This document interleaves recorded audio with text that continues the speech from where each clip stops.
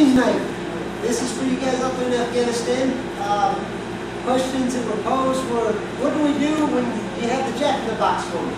What do you do when you get surprised? Well, you fall back to a natural reaction. You don't have any choice, do you? You don't get to sit here and say, cool trick number 32 comes out of my hat. Wait a minute, let me pull this one out from here. We don't get to do that. What we fall back to is natural reaction to what happens naturally. And that's why we train the way we train. That's why we sit here and keep practicing. That's why all of our off-balance corners are the following corners. If we always train for this front corner, then when a natural reaction occurs, just whoa! This right here is a natural reaction. Going, covering your hands and your face, popping it up. Turn to your partner real quick, somebody right next to you, and just, at any point in time, without telling them, take your hand about close to his nose. Okay? A serious natural reaction occurs. Yeah, there's one right there.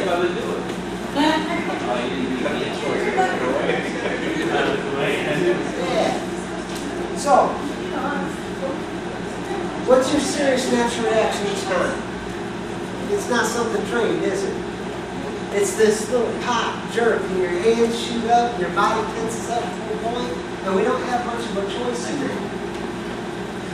So, what we want to turn our natural reaction to is from here, we want to turn this popping into unloading one of your feet.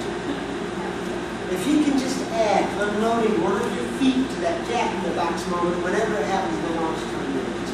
Whenever it happens, that Jack-in-the-Box moment comes. Unloading one of my feet and fell backwards. And that's all I think in my brain. Anytime I don't see something coming, but all of a sudden it's there, hands shoot up to cover the face and the head, I want to think, fall backwards. And that turns this into this, which is a lot better for the mind, it's a lot better for space. This leaves him extended, and it opens up into our beautiful little kata forms that we have, our little forms that everybody's done practices. Here we go, we're falling in here. We're following this trap of it's beautiful. We follow this trap of this is how everything's organized and everything happens exactly like this. And everybody measures up first and I know where it's coming from. And this guy just comes in. Well, tonight we're not going to do that. Tonight we're going to have a Jack-in-the-Box moment with all of them. What we're going to have is where I'm standing here and then without any warning, he's just going to sit here and he's going to attack, and we're just going to practice letting one foot unfold and just unload so that it can fall backwards. Okay? We're going to turn this natural reaction into this natural reaction. And the only thing that you're going to change in your brain is unload the weight from one foot. And it doesn't matter which one. Just unload the weight from one of your feet. And that's all I want you to practice for me. Okay? Grab a partner and let's practice this.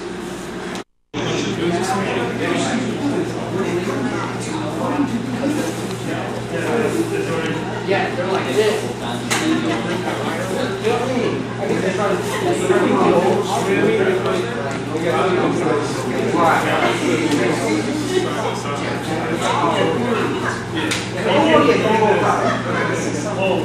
I'm very angry. Now I got one hand. If I get too fast,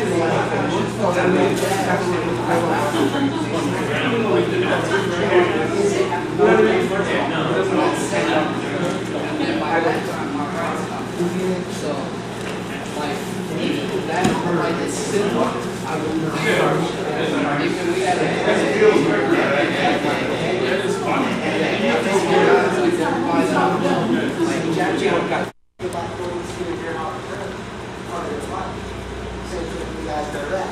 part of your life to have a Jack-in-the-Box weight. So if I am always in control. No. I'm always in control of me. No, we're not. We're not always in control of ourselves. But if we can change and suggest to our subconscious to add unweighting one foot and falling backwards, or whatever happens when you punch, you fall with it, it's actually a good thing. Okay? As we discussed earlier, when we take the traditional X block and he doesn't fall back, don't fall back. All that energy is transmitted through to his body.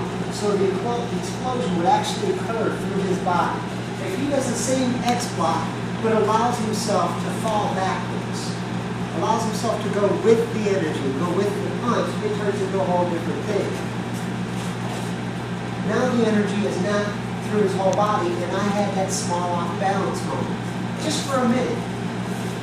Everybody says, you can always hit the 45s, you can always hit the angles. You can, and you don't get a choice. All we can do is practice perfect, so that when things happen, maybe we get a little bit of proficiency. Maybe we just survive a little bit.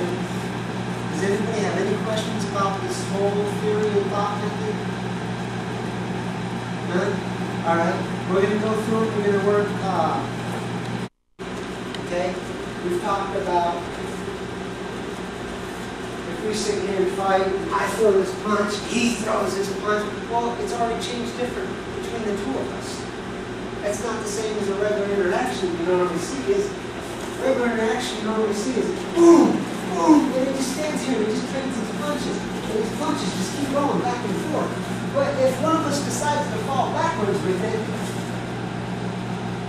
it changes the whole equation. Because his next step is a horrible one. And it's not beautiful by any means, but it's livable, it's survivable, and that's where we gotta think. We gotta think we can't win. We gotta think we just gotta control ourselves and survive. And the only way I know to control myself is just to go with the energy. Okay? So practice the katas from single arm interval with your partner. Be gentle with each other, because I want to see something decent come out of this, okay? I want to see some actual thoughts, some actual insights, some actual thought process rolling through you guys that have been doing this before. You guys that haven't done the katas before, hey, it'll be a whole new experience for you. Grab your partner, let's go.